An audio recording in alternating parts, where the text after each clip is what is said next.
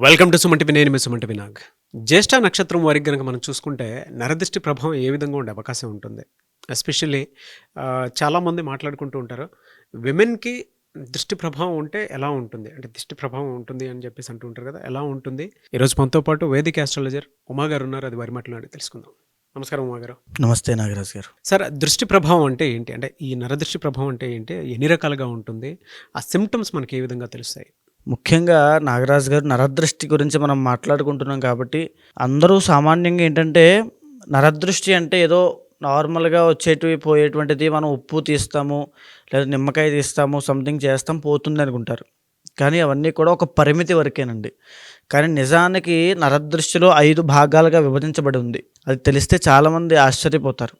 ముందుగా మొదటిది చూస్తే సామాన్యమైన నరదృష్టి. ఇదే అందరికీ తెలిసినటువంటిది. సో ఏంటంటే మనం ఎప్పుడైనా సరే ఒక చిన్న ఫోన్ కొనుక్కున్నా, ఒక కొత్త బట్టలు కొనుక్కున్నా, ఒక వాహనం కొనుక్కున్నా, లేదా ఇల్లు కట్టుకున్నప్పుడు, గృహప్రవేశానికి అందరూ పిలిచినప్పుడు ఒక రకమైనటువంటి దృష్టి ప్రభావం పడుతుంది ఖచ్చితంగా. మనమే పిలుస్తాం కాబట్టి ఖచ్చితంగా పడుతుంది. అది సామాన్యమైన నరదృష్టి. దానివల్ల ఏంటంటే కాస్త తలనొప్పి ఎక్కువగా ఉండడం, ఆకలి లేకపోవడం, జ్వరం రావడము, లేకపోతే మైగ్రేన్, హెడేక్ అని 2-3 డేస్ ఖచ్చితంగా ఫేస్ చేస్తారు. ఆ యజమాని అవ్వచ్చు, ఎవరైనా అవ్వచ్చు. అయితే వాళ్ళు చేసే భగవత్ ఆరాధన వల్ల అవ్వచ్చు, మంత్రజపం వల్ల, లేకపోతే వాళ్ళకుండే విల్ పవర్, జాతక బలం వల్ల ఖచ్చితంగా 2-3 డేస్ తర్వాత మళ్ళీ ఓవర్కమ్ అయిపోతారు. కానీ నరదృష్టిలో రెండవది మహానరదృష్టి అని ఉంటుందండి. చాలా ప్రమాదకరమైంది. ఉదాహరణకి ఇంట్లో తరచుగా ఎప్పుడు యాక్సిడెంట్స్ అవుతూనే ఉంటాయి. ఒకరి తర్వాత ఒకరికి అది విరిగిపోయింది, ఇది విరిగిపోయింది, హాస్పిటల్స్కి వెళ్తూనే ఉంటారు. తీవ్రమైన ఆరోగ్య సమస్యలు వస్తాయి. అసలు ఎందుకు ఆరోగ్య సమస్యలు వస్తున్నాయో కూడా వాళ్ళకి అర్థం కాదు. పోనీ ఏదైనా ఆరోగ్య సమస్య దానికి క్యూర్ ఉంటుందా అంటే అసలు ఏ సమస్య వచ్చిందో కూడా తెలియదు. అక్కడ ఎన్ని టెస్టులు చేసినా, ఎంత చెకప్ చేసినా అర్థం కాదు. తరువాత వరుసగా ఒకరి తర్వాత ఒకరు చనిపోతూ ఉంటారండి. మరణము ఎప్పుడు అశుభవార్తలు వినడమే తప్ప శుభం అనేది ఏమీ జరగదు. ఇల్లంతా ఒకప్పుడు అద్భుతంగా బ్రతికినటువంటి కుటుంబము సడన్గా రోడ్డును పాలైపోయినట్టుగా అయిపోతుంది మహానరదృష్టి వల్ల. ఒక ఇల్లు కట్టుకుంటున్నారు అనుకోండి, మహానరదృష్టి సోకింది అనుకోండి, అర్ధాంతరంగా ఇల్లు అలా ఆగిపోతుంది అంతే ఖచ్చితంగా. అదేవిధంగా వ్యాపారం అవ్వచ్చు. ఒక వ్యాపారం పెట్టారనుకోండి, మహానరదృష్టి సోకింది అనుకోండి, వ్యాపారం ముందుకు వెళ్ళదు, ఒక కస్టమర్స్ రారు, గిరాకీలు ఉండవు, ఏమి ఉండదు. అద్భుతం. కానీ వ్యాపారం మాత్రం అద్భుతం. వీళ్ళు చేయగలిగే పనితనం ఉంటుంది, ఆ వ్యాపారంలో కూడా అది ఉంటుంది. ఎందుకంటే అక్కడ కంటెంట్ ఉంటుంది, సబ్జెక్ట్ ఉంటుంది. అయినా సరే ముందుకు వెళ్ళదు. మహానరదృష్టి ప్రభావం వల్ల ఎంతోమంది ఫేస్ చేస్తుంటారు ఈ ప్రాబ్లం అండి. ఇకపోతే మూడవది నాగరాజు గారు సంభోగ దృష్టి అని ఉంటుంది. ఇది కూడా చాలా ప్రమాదకరమైందని చెప్పొచ్చు. ఎందుకంటే మనిషి ఎప్పుడు కూడా ఎమోషన్స్కి విలువిస్తాడండి. బంధాలకి, బాంధవ్యాలకి విలువిస్తాడు ఎవరైనా సరే. ఒక పెళ్లి చేసుకున్న దంపతులు ప్రేమ ఆప్యాయతలు అన్యోన్యంగా ఉన్నప్పుడు వాళ్ళిద్దరిలో అందంగా ఉన్న వాళ్ళ మీద ఎవరో మూడో వ్యక్తి యొక్క ఇన్ఫ్లుయెన్స్ కానీ, వాళ్ళ యొక్క దృష్టి కానీ పడితే దాన్ని సంభోగ దృష్టి అంటారు. దానివల్ల వీళ్ళిద్దరి మధ్యలో మిస్అండర్స్టాండింగ్స్ వస్తాయి. వాళ్ళిద్దరి యొక్క సంబంధం, వాళ్ళిద్దరిలో ఎవరో ఒక అక్రమ సంబంధానికి దారితీస్తుంది, లేదా డైవోర్స్లు అవ్వడం జరుగుతుంది. లేకపోతే భార్య భర్తను సరిగ్గా పట్టించుకోకపోవడం, భర్త భార్యను సరిగ్గా పట్టించుకోకపోవడం, అసలు ఎన్నో సమస్యలు అక్కడి నుంచి స్టార్ట్ అవుతాయండి. అదే సంభోగ దృష్టి. అది అసలు ఏ భార్యాభర్తల మీద పడకుండా చూసుకోవాలి. ఇక 4వది సంతాన దృష్టి నాగరాజు గారు. మనం చూస్తే మన ఇంట్లో ఉండేటువంటి చిన్నపిల్లలు అవ్వచ్చు, చంటి పిల్లలు, లేకపోతే అర్ధరాత్రి పూట సడన్గా లేచి నిద్రలోంచి లేచి ఏడుస్తూ ఉంటారు. నిద్ర పట్టదు, ఆకలి వేయదు, వాళ్ళు తినరు, ఇంత ముందు చలాకీగా యాక్టివ్గా వాళ్ళు ఉండరు కూడా. సో వాళ్ళకి స్కిన్ ర్యాషెస్ వస్తూ ఉంటాయి. చాలామంది సంతాన దృష్టి ఉన్నవాళ్ళు చిన్నపిల్లలు చనిపోతారండి, చంటి పిల్లలు ఖచ్చితంగా సంతాన దృష్టి వల్లనే. ఈవెన్ కన్సీవ్ అయిన తర్వాత ప్రెగ్నెన్సీ డెలివరీ అయ్యేలోపు మిస్క్యారీ అయిపోతుంది ప్రెగ్నెంట్ లేడీస్ మీద పడడం వల్ల. ఓవర్ బ్లీడింగ్ అవుతుంది, పీసీఓడి ఆర్ పీసీఓఎస్ వస్తాయి, ఆడవాళ్ళకి సమస్యలు వస్తాయి. అండ్ ఇంకొకటి సంతాన దృష్టి ఏంటంటే చదువుకునేటువంటి విద్యార్థులకి ఈవెన్ 10th క్లాస్, ఇంటర్ పెద్ద అయిన తర్వాత కూడా వాళ్ళ మీద సంతాన దృష్టి పడిందనంటే వాళ్ళ విద్యాపరంగా వాళ్ళ కాన్సన్ట్రేషన్ అంతా తగ్గిపోతుంది. గేమ్స్ మీద, వ్యసనాల మీద, అలవాట్ల మీద, చెడు సహవాస దోషాల మీద, జల్సాగా ఉండడము, ఏది పని మీద శ్రద్ధ చూపించకపోవడం, ప్రతిదీ వాళ్ళు గమనిస్తారు, వాళ్ళ పిల్లల్లో కనబడుతుంది. సంతాన దృష్టి అంటారు దీన్ని. ఇది కూడా ప్రమాదకరమైంది. ఇక ఆఖరిది ఒక స్లో పాయిజన్ లాంటిది నాగరాజు గారు, సూక్ష్మ నరదృష్టి అని ఉంటుంది. సూక్ష్మ నరదృష్టి అని అంటే మనకి తెలియకుండా మన చుట్టూ ఉండేటువంటి వాళ్ళే, మన ఫ్రెండ్సే, మన కుటుంబ సభ్యులే, మన సోకాల్డ్ శ్రేయోభిలాషను పిలుచుకునే వాళ్ళే ఈ సూక్ష్మ నరదృష్టికి కారణం అవుతుంటారు. మనం ఎదుగుతున్నామని తెలిసి, ఎదగబోతున్నామని తెలిసి మనల్ని ఆ పని చేయొద్దు, ఎక్కడికి వెళ్ళొద్దు, ఆ పని మొదలు పెట్టద్దు, అక్కడ ఇన్వెస్ట్మెంట్ చేయొద్దు, పనిని మధ్యలో ఆపే, ఓడిపోతావు, కింద పడిపోతావు, అప్పుల పాలైపోతావు, ఒంటరి వాడైపోతావు, ఇరుక్కుపోతావు. సో ఇలా భయానికి మనం చేస్తూ ఉంటారు. సో ఏంటంటే అది జాగ్రత్త అని మనం అనుకుంటూ ఉంటాం చూసేవాళ్ళు కూడా. సో మీ తల్లిదండ్రులు చెప్పేటువంటి నిజమైనటువంటి జాగ్రత్తకి, వాళ్ళు చెప్పే మాటలకి ఒక థిన్ లేయర్ మాత్రమే అడ్డుంటుందని మీరు బాగా గమనించండి. వాళ్ళు చెప్పే జాగ్రత్త మన మంచి కోసం, వీళ్ళు చెప్పేటువంటి మాటలు మంచి కోసం కాదు, మన ఎదుగుదలను ఆపాలనే ఉద్దేశంతో. సో ఇక్కడ ఏంటంటే ఎప్పుడైతే ఆ సూక్ష్మ నరదృష్టి పడుతుందో అక్కడి నుంచి ఆ వ్యక్తి తన ప్రయత్నపూర్వకంగానే ఏ పని చేస్తున్నా దాని మీద ఆసక్తి చూపించకుండా ఆగిపోతాడు మధ్యలో. సెల్ఫ్ కాన్ఫిడెన్స్ అనేది మధ్యలో పోతుందండి. అప్పుడు దాకా ఎక్సలెంట్గా ఉంటుంది, అప్పుడు తగ్గిపోతుంది. భయం వేస్తుంది, అవసరమా, మన కోసమే చెప్తున్నారు కదా, ఆగిపోదాం, వద్దులే, చాలులే, ఇక్కడే ఉంటే చాలులే. ఒక యాంగ్జైటీ, ఒక డిప్రెషన్ దానికి దారి తీస్తుంది. సో అయితే ఇప్పుడు మనం ఈ యొక్క నరదృష్టిలో ఏ ఏ నక్షత్రాల వాళ్ళకి, ఏ ఏ రాశుల వాళ్ళకి వారి యొక్క శక్తి సామర్థ్యాలు బట్టి, వాళ్ళ యొక్క పరిమితి బట్టి, ఈ నరదృష్టిలో ఏది అటాక్ అయితే వాళ్ళ యొక్క నక్షత్రం బట్టి వాళ్ళకి ఏ ఎఫెక్ట్స్ ఉంటాయి, ఏ ఆరోగ్య సమస్యలు వస్తాయి, ఎలాంటి మానసికమైన ఇబ్బందులు వస్తాయో మనం చెప్పవచ్చు. మరి జ్యేష్ఠ నక్షత్రం వారికి గనక మనం చూసుకుంటే ఎస్పెషల్లీ విమెన్‌కి ఏ విధంగా ఉండే అవకాశం ఉంటుందని? అంటే వాళ్ళకి ఆ నరదిష్టి ప్రభావం ఉందని మనకు ఎలా తెలుస్తది? దాన్ని ఎలా ఐడెంటిఫై చేయాలి? ముఖ్యంగా ఇప్పుడు నేను చెప్పినటువంటి 5 నరదృష్టి ప్రభావాల్లో జ్యేష్ఠ నక్షత్రానికి మహా నరదృష్టి అనేటువంటిది ఎక్కువ ఉంటుందండి. ఎందుకంటే జ్యేష్ఠ నక్షత్రం మీరు గమనిస్తే వృశ్చిక రాశికి సంబంధించినటువంటి నక్షత్రము. వృశ్చిక రాశికి ఆధిపత్యం వహించేది కుజుడు, జ్యేష్ఠ నక్షత్రానికి ఆధిపత్యం వహించేది బుధుడు. సో బుధుడు ఈజ్ వెరీ క్యాలిక్యులేటివ్ అండి. అంటే వీళ్ళ జీవితంలో ఒక క్యాలిక్యులేషన్తో బతుకుతూ ఉంటారు. ఆ క్యాలిక్యులేషన్స్ అన్ని మిస్ఫైర్ అవుతాయి కంప్లీట్గా. జీవితంలో ఇప్పుడు ఇచ్చేద్దాం, ఈ డబ్బులు తీసుకొచ్చి ఎక్కడ పెడదాం, ఈ లోన్ ఎక్కడ కడదాం, మొత్తం అన్ని స్మాష్ అయిపోతాయండి. ఆర్థిక పరంగా మొత్తం కుప్పకూలిపోతారు. వాళ్ళ క్యాలిక్యులేషన్స్ ఏమాత్రమూ పనిచేయవు. జ్యేష్ఠ నక్షత్రం వాళ్ళకి ఒకే ఒక మాట చెప్తున్నానండి, మీరు ఆడవాళ్ళ విషయంలో జాగ్రత్తగా ఉండకపోతే, మగవాళ్ళు ఏంటంటే వీళ్ళు ఆ నరదృష్టి ప్రభావం వల్ల ఒక ట్రాన్స్లోకి వెళ్తారు. ఆ ట్రాన్స్లోకి వెళ్ళడంతో సో ఒక రకమైన థర్డ్ పర్సన్ జీవితంలోకి ఎంటర్ తెచ్చుకుని ఇబ్బంది పడతారు. ఇబ్బంది అంటే మామూలు ప్రమాదం అని చెప్పొచ్చండి. ఆడవాళ్ళ వల్ల ప్రమాదమే మీకు పొంచి ఉంటుంది ఖచ్చితంగా. చాలా జాగ్రత్తగా ఉండాలి. మీ జీవితం నాశనం అయిపోవడానికి ఒక ఆడదే కారణం అవుతుంది నరదృష్టి ప్రభావం సోకితే కనుక. ఆ విషయంలో చాలా జాగ్రత్తగా ఉండండి. ఇక ఆడవాళ్ళ విషయం మనం చూసుకుంటే, ఆడవాళ్ళ కనుక నరదృష్టి ప్రభావం పెరిగింది అనుకోండి, జాయింట్స్ అండి, అంటే షోల్డర్ సంబంధించిన జాయింట్స్ విషయంలో ఎన్నో ఇబ్బందులు వస్తాయి. అదేవిధంగా పీసీఓడి ఆర్ పీసీఓఎస్ ప్రాబ్లమ్స్ వస్తాయి. మాట విషయంలో వీళ్ళు మాట్లాడే మాట వల్ల ఎన్నో తగువులు అయిపోతాయి. అంటే తెలుసో తెలియక ఒక మాట అంటారు, పెద్ద తగువ అయిపోతుంది. అది నరాల బలహీనత అనేది వస్తుంది జ్యేష్ఠ నక్షత్రం వాళ్ళకి. అదేవిధంగా బయటికి చెప్పుకోలేని కొన్ని ఆడవాళ్ళ సమస్యలు, ఇర్రెగ్యులర్ మెన్సెస్ అవి వస్తాయి. అండ్ ఇంకో విషయం కూడా నాగరాజు గారు, మగవాళ్ళకి కూడా జ్యేష్ఠ నక్షత్రం వాళ్ళకి నరదృష్టి ప్రభావం సోకితే, మహానరదృష్టి ప్రభావం వల్ల పైల్స్, ఫిస్టులా వచ్చే ఒక అవకాశాలు ఉంటాయండి ఓవర్ హీట్ వల్ల. సో బయటికి చెప్పుకోలేరు వాళ్ళు. ఆ రకమైనటువంటి సీక్రెట్ డిసీజ్ అనేది వస్తాయి వీళ్ళకి. అదేవిధంగా ఈ యొక్క ఆడవాళ్ళు మనం చూసుకుంటే మళ్ళా మీరు ఏ విషయంలో అయినా సరే అండి, అంటే చదువు విషయంలో, ఉద్యోగం విషయంలో, మీరు పనిచేసే చోట ఎక్కడైనా సరే మాట చాలా జాగ్రత్త పెట్టుకోండి. మాట వల్ల ఎన్నో తగువులు అవుతాయి.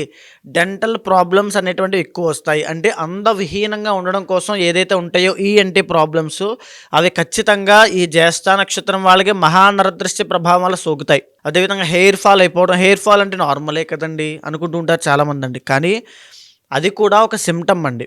సో స్టార్టింగ్ స్టేజ్లో వాళ్ళు గుర్తించకపోవచ్చు. వెళ్ళే కొద్దీ వాళ్ళు సౌందర్యం అంతా తగ్గిన తర్వాత, వికారంగా తయారైన తర్వాత అర్థమవుతుంది.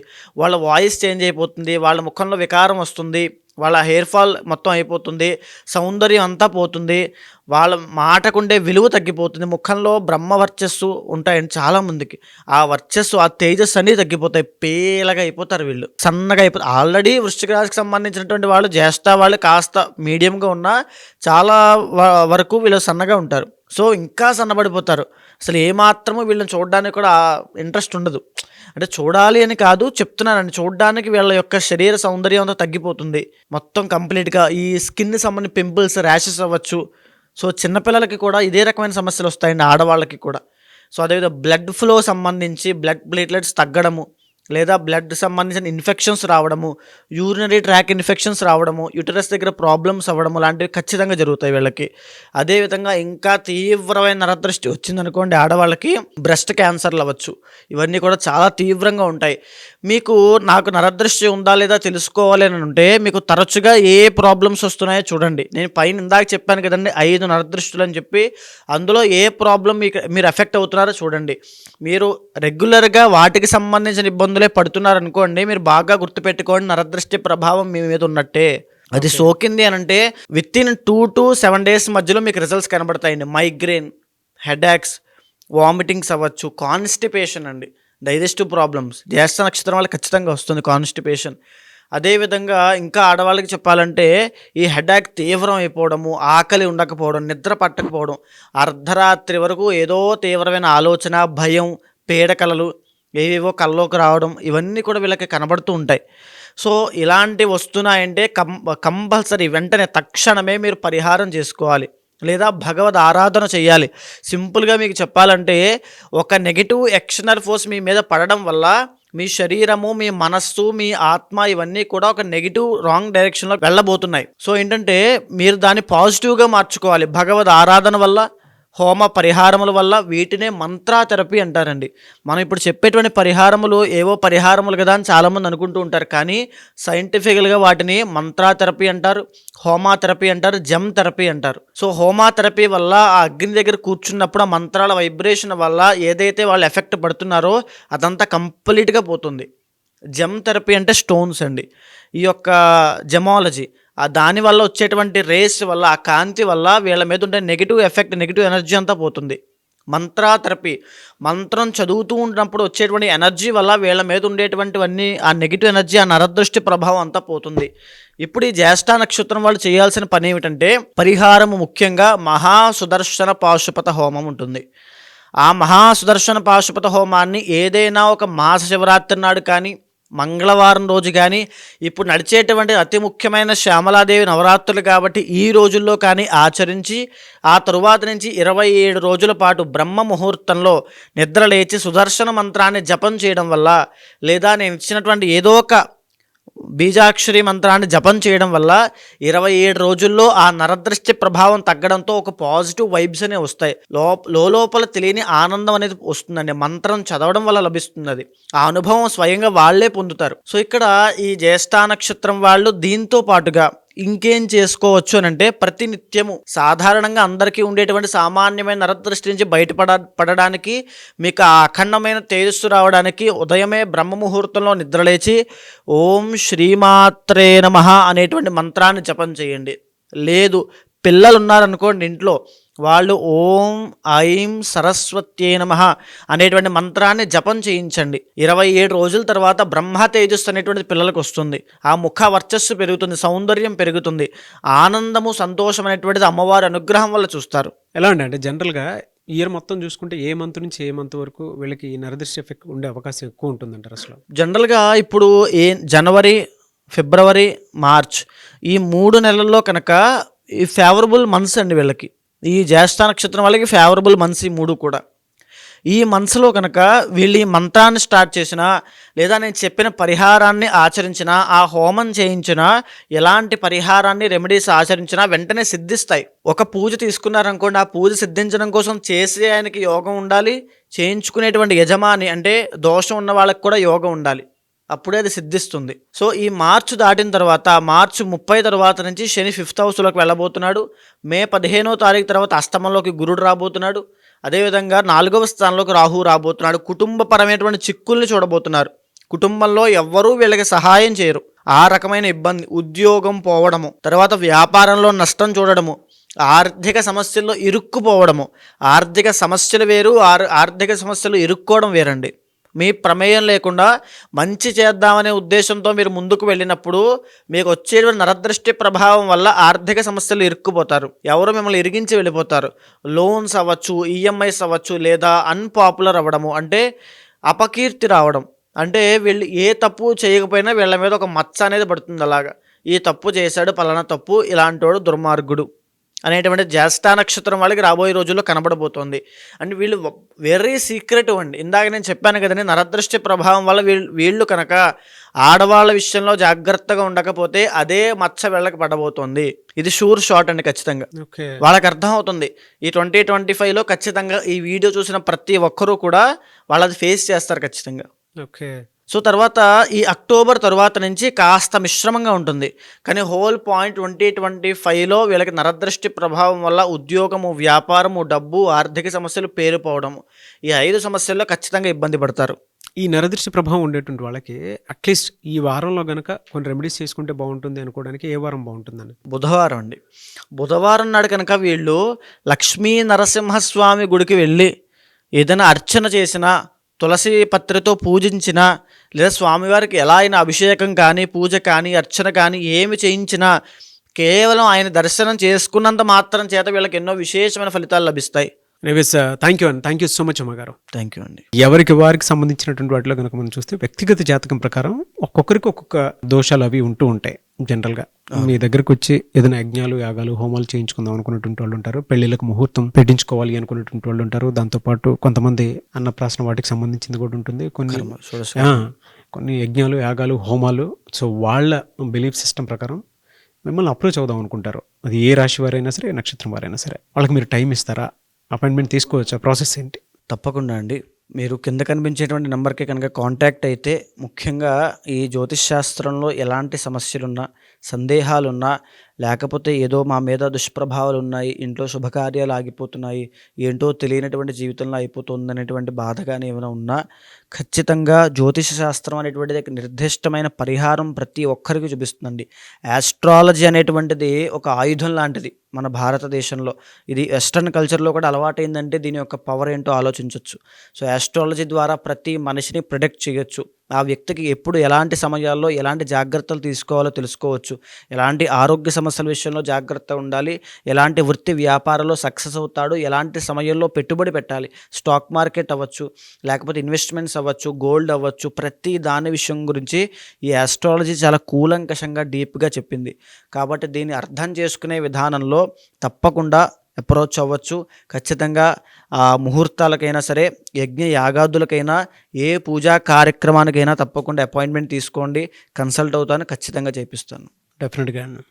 ఎనీవేస్ థ్యాంక్ యూ అండి. థ్యాంక్ యూ సో మచ్ అమ్మగారు. థ్యాంక్ యూ అండి. చూసారు కదా వీడియో. ఈ వీడియోపై మీ అభిప్రాయాన్ని కమెంట్ బాక్స్లో పోస్ట్ చేయండి. ముఖ్యంగా మీరు కనుక ఉమా గారిని వేదిక్ ఆస్ట్రాలజీ ప్రకారం మీకు ఉండేటువంటి లైఫ్ స్టైల్లో ఏదైనా చేంజెస్ తీసుకురావాలి అనుకున్నటువంటి వాళ్ళు, లేదనంటే ఏదైనా యజ్ఞాలు, యాగాలు, హోమాలు లాంటివి చేసుకోవాలి అనుకున్నా, అండ్ దాంతోపాటు మీకు ఏదైనా డౌట్స్ ఉన్నా కూడా త్రూ వేదిక్ ఆస్ట్రాలజీ కనుక వెళ్ళాలి అనుకుంటే స్క్రీన్ మీద మీకు ఉమా గారి కాంటాక్ట్ నెంబర్ కనిపిస్తుందని మీరు కాల్ ఆర్ మెసేజ్ వాట్సాప్ చేసి వెంటనే అపాయింట్మెంట్ బుక్ చేసుకోవచ్చు. అండ్ ఈ వీడియో లైక్ చేయండి, షేర్ మాత్రం తప్పకుండా చేయండి. ఇలాంటి మరిన్ని వీడియోస్ కోసం మా ఛానల్ ఫాలో అవ్వండి. Thank you.